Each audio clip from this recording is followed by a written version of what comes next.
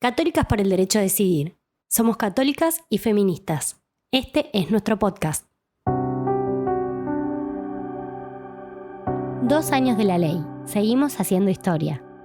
Se cumplen 2 años de la ley de aborto legal en Argentina. Giselle Carino es la fundadora y CEO de FOS Feminista, una alianza de organizaciones comprometidas con garantizar el acceso a la atención de la salud sexual y reproductiva y eliminar la violencia contra las mujeres, niñas y personas LGBTI+. A 2 años de conquistar la ley de aborto en Argentina, conversamos con ella sobre su participación en el debate parlamentario del 2018, mientras se desempeñaba como directora regional del IPPF. ¿Dónde estabas cuando se anunció que Argentina debatiría el aborto en el Congreso? Mira, en ese año estuve recorriendo un montón de países y me acuerdo que estaba en Puerto Rico, bueno, siempre acompañando las disputas, ¿no? por la ampliación de derechos y en particular al aborto legal y seguro. Y estaba en Puerto Rico, que estábamos apoyando ahí un proceso de detener. Puerto Rico tiene una ley bastante amplia, todavía tiene, gracias al sostén de las organizaciones feministas, ¿no?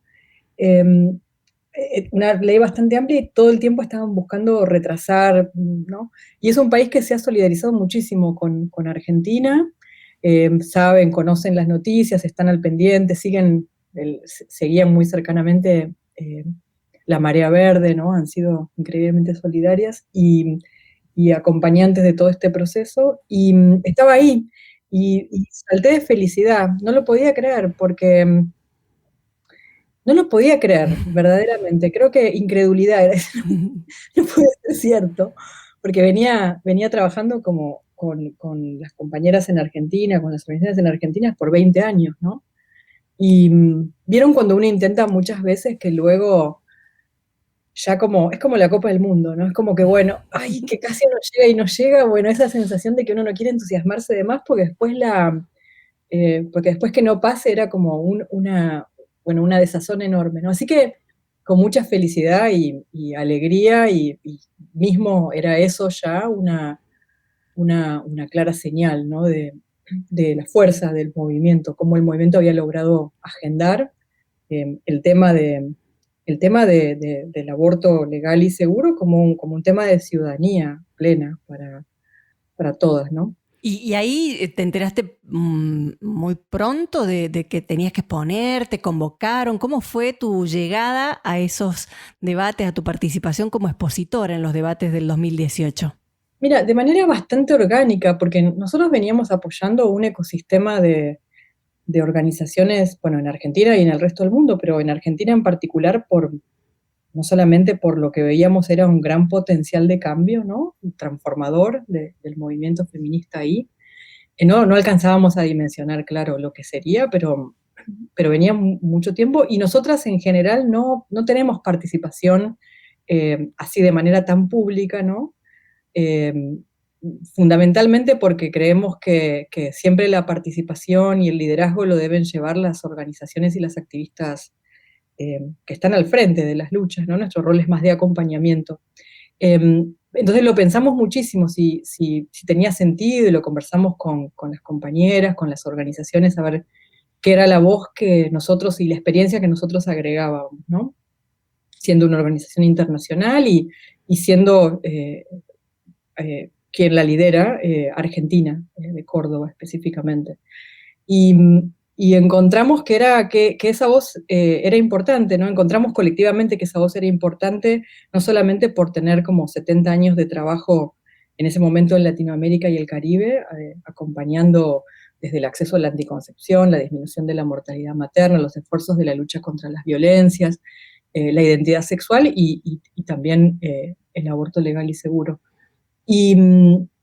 Y recuerdo que tenía mucha dificultad en pensar hasta último minuto, bueno, qué era lo que podía agregar con esta identidad de Argentina, de mujer argentina, viviendo en el exterior, pero liderando una organización de esta naturaleza, ¿no? Así que bueno, fue una experiencia muy, muy agradable, muy enriquecedora, muy agradable, y yo venía siguiendo, por supuesto, muy cercanamente todos los debates, y no solamente los debates, pero era re impresionante ver cómo los debates mismos eh, afectaban, ¿no?, nuestro trabajo, afectaban y se enriquecían, y enriquecían nuestro trabajo en otras partes del mundo. Recuerdo en particular, por ejemplo, Irlanda, ¿no? No solamente cómo se benefició de algunos de los argumentos, los pensamientos, ¿no?, el liderazgo intelectual, pero a la vez cómo influenció nuestro propio pensamiento en Argentina, al ser un país como nosotros, profundamente católico. Eh, Cómo las voces, por ejemplo, de los distintos profesionales de la salud, de los equipos que muchas veces acompañan los procesos, que en muchos otros debates había estado ausente aquí, tanto en Irlanda como en Argentina, ocuparon un lugar preponderante. Cómo empezamos a redimensionar la idea del acompañamiento, ¿no?, que no necesitaba ser con equipos médicos y profesionales en el sentido tradicional, pero el acompañamiento mismo, creo que Argentina puso en el centro de la escena, ¿no?, que las mujeres y otras personas con capacidad de gestar eh, son acompañadas por distintas personas en los procesos de toma de decisión y de ejecución de sus decisiones, y que eso es válido y esa era una historia que debía ser contada. Así que fue impresionante ver eso, ¿no? Cómo en nuestro proceso en Argentina contribuyó, movimentó otros y a la vez enriqueció de otros. A mí me parecía fascinante eso. Y después de ese debate del 2018 pasaron un par de años, un tiempo más, hasta el 2020, hasta que se aprobó la ley. Y estamos a 2 años de esa aprobación. En tus recorridas por las distintas regiones del planeta, ¿cuál te parece que ha sido el impacto que le ha proporcionado esta conquista argentina al resto de las organizaciones feministas de otros países y del mundo? Mira, nosotros en el 2018, a pesar de que, a pesar bueno, de no haber ganado el voto, eh, y a pesar de haber sido una noche horrible, digamos, horrible, literal y verdaderamente, porque yo me acuerdo de haber estado en la plaza de los dos Llovía, congresos, frío, un horror. lluvioso, como que era. Pero nosotros salimos de ahí con unas certezas increíbles de que este movimiento era imparable, ¿no?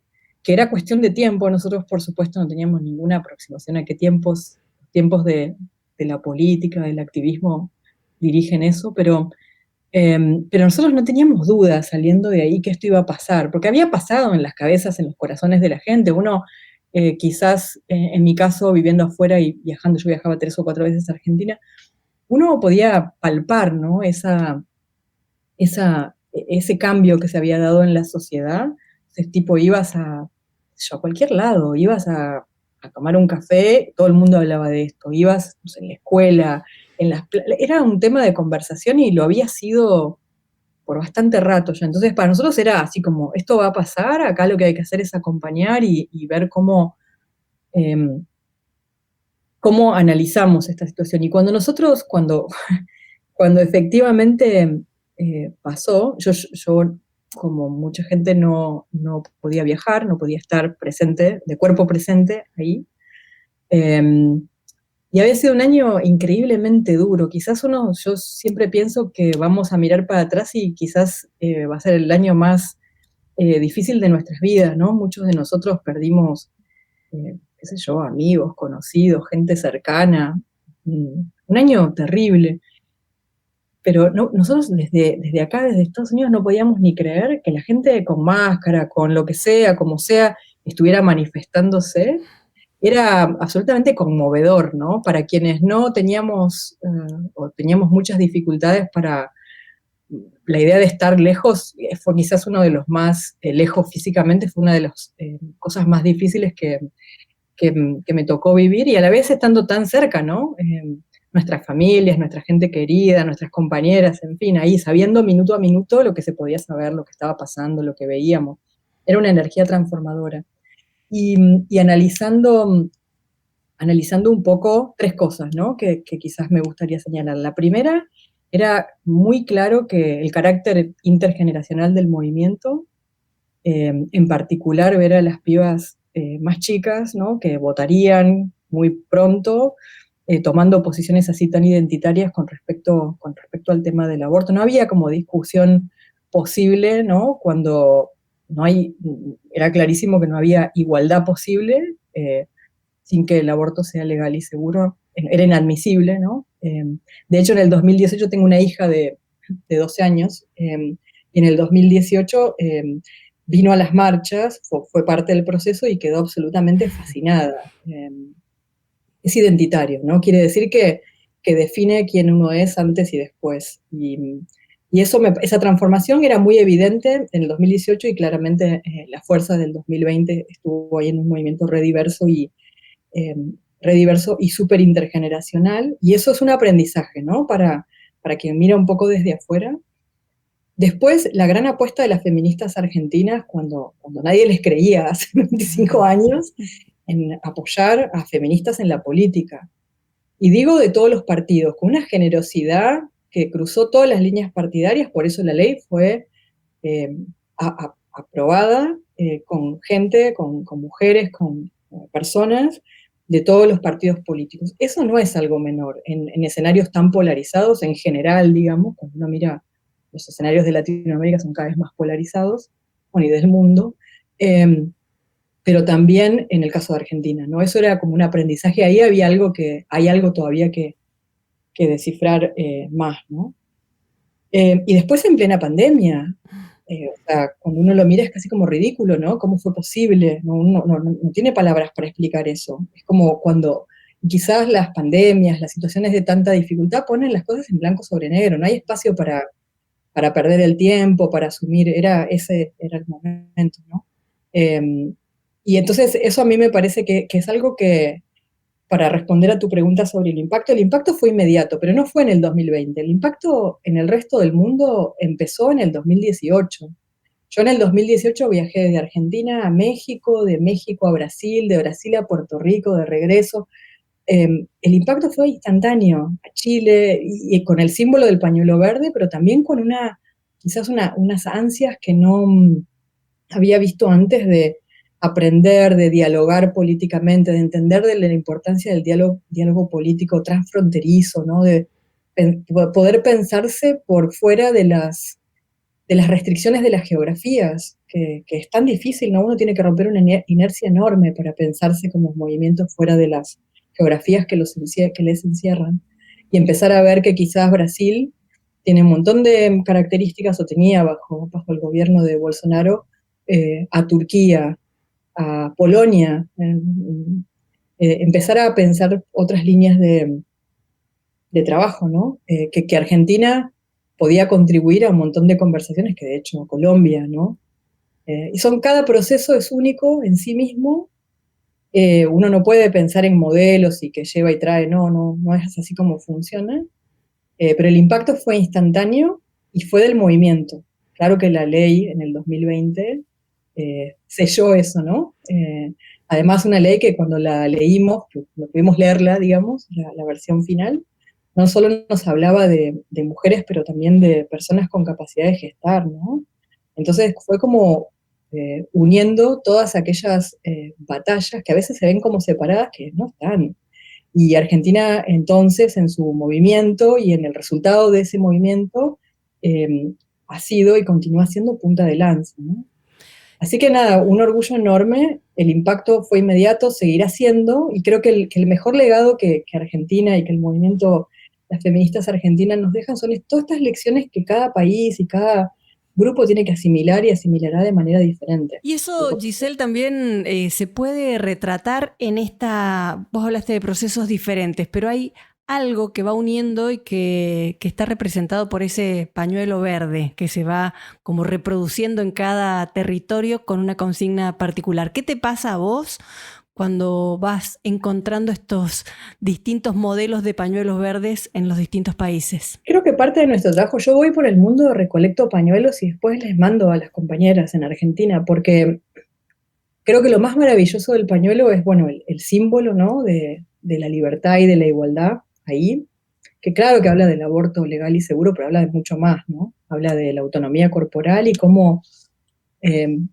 cuál es nuestro rol en la sociedad, en una sociedad que o nos ve y nos permite desarrollar nuestros proyectos de vida o no. Y Este año viajé a Polonia, viajé a Turquía, viajé a Sierra León, donde me encontré con todas nuestras socias de África, y viajé por toda Latinoamérica. Y voy recolectando, tengo una colección enorme de pañuelos, y me encanta cómo la gente no solo se apropia del símbolo, lo transforma. Creo que eso es absolutamente maravilloso, ¿no? En Sierra León, las mujeres agregaron al pañuelo verde colores que tienen que ver con la liberación africana. En Nigeria se crearon un logo fabuloso con un pañuelo verde con todas unas gentecitas de colores. Y en México, ¿no? El pañuelo va siendo apropiado de una manera que yo encuentro maravillosa, ¿no? Y espero que entonces la experiencia también, porque siempre rechazamos nosotros la idea de que hay modelos que seguir. No hay modelos que seguir, hay ideas, cosas que pasan, aprendizajes a partir de los cuales uno tiene que construir diálogo, y que sean los actores, las actrices, las lideresas, quienes definan cómo apropiarse, cómo transformar, ¿no? El proceso de apropiación siempre es un proceso de transformación, y me parece que la experiencia argentina en ese sentido, la generosidad con la que ustedes han compartido, ¿no? Por ejemplo, recientemente con Estados Unidos, donde tenemos no solamente enormes retrocesos, ¿no? que se cristalizaron este año, pero que la ley, el marco legal que existía en este país previo a la elección del derecho a nivel federal, era uno que dejaba mucho que desear. Y cómo el movimiento en Argentina y continúa compartiendo, y es maravilloso ver aquí en los Estados Unidos, en Nueva York, donde vivo, en las marchas el pañuelo verde. A mí me da escalofrío, les digo, me encanta. Porque es un símbolo que nos unifica, ¿no? Y habla del poder transformador del movimiento feminista en cualquier parte del mundo. Así que ahí les agradezco, como dije, por la generosidad con que han abrazado al mundo y compartido los aprendizajes, el pañuelo y todo lo que siguen aprendiendo, y que, a partir de la implementación misma de la ley, ¿no? No hay leyes perfectas, hay leyes posibles. Giselle Carino es la actual directora de la Alianza Internacional FO Feminista. Encontrá más testimonios y materiales elaborados junto a nuestras aliadas en nuestro sitio web. Seguinos en nuestras redes sociales para conocer más proyectos. En Católicas, el podcast, estamos Pate Palero en la conducción, Tania Cucuy y Rocío Revuelta en la producción y Lisandro Botazo en grabación y edición.